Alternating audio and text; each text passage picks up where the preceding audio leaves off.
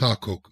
Usually, Sakoku is translated into English as something like policy of national isolation, isolated country policy, policy of national seclusion, period of national seclusion, something along these lines. It is commonly used to refer to three things, one of them being several edicts by the Bakufu in the 1630s and 1640s meant to tighten Bakufu control on foreign policy and trade, limit access to Japan by foreigners, and limit interactions between Japanese and foreigners. Another is the overall general policy that these edicts were meant to set into policy and enforce. So then it could refer to the specific policies or the specific edicts, I should say, or the general policy. In the isolated or secluded state of Japan during most of the Edo period in which these were in effect, hence why sometimes you'll see it called period of national seclusion or something like that. The causes for this policy were complex. It used to be thought that the primary concern was European colonization and the spread of Catholicism. However, it's now considered that these were just two of a number of internal and external factors leading to the implementation of the Sakoku edicts and policy.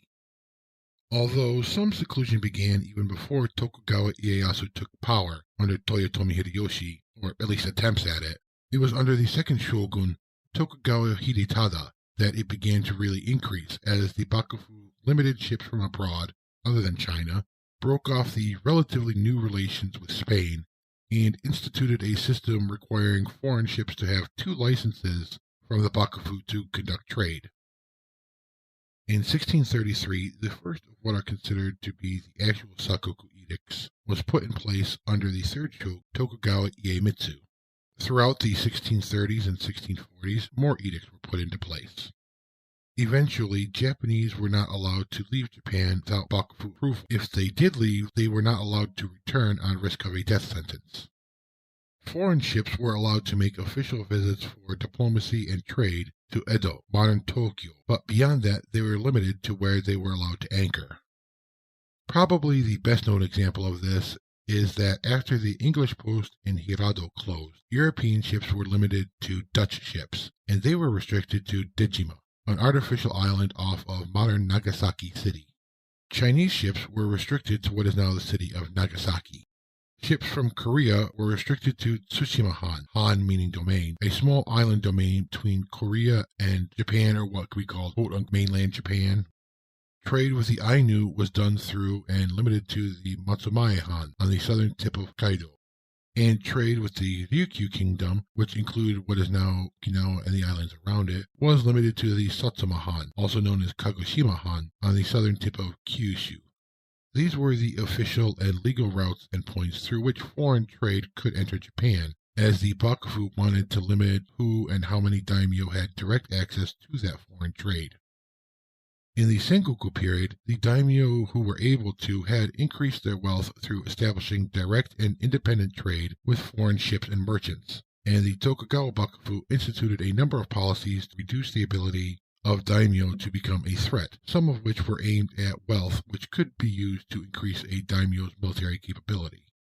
However, this was not a total success, and there were smugglers, corrupt officials looking the other way for payment, secret trade routes and such, which created illegal importation of foreign goods and illegal black markets for such goods. So do not get the impression that just because these were the official and legal locations, that there was no other foreign trade and interaction happening. In addition to legally being limited to where their ships could be anchored, their crews were legally also restricted in their ability to move around Japan. Foreigners who were found outside of these areas without authorization, or who were caught trying to come into Japan outside of these points, hence would be illegally entering the country, risked the death sentence. Although the edicts themselves date from the 1630s and 1640s, the term Sakoku was not used until the early 1800s. It is made of 2 kanji, read sa and koku in this compound. The kanji read sa in this example mean chain, chains, or connection.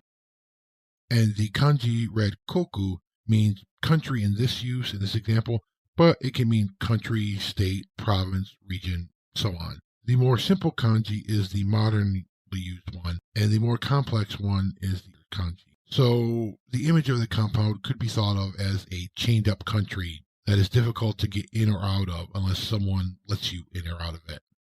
Typically, it's considered that Sakoku came to an end either in 1853, when American Commodore Matthew Perry gave Japan the ultimatum to open relations with the United States, or in 1854, when Perry returned and the Bakufu agreed to open up to the United States.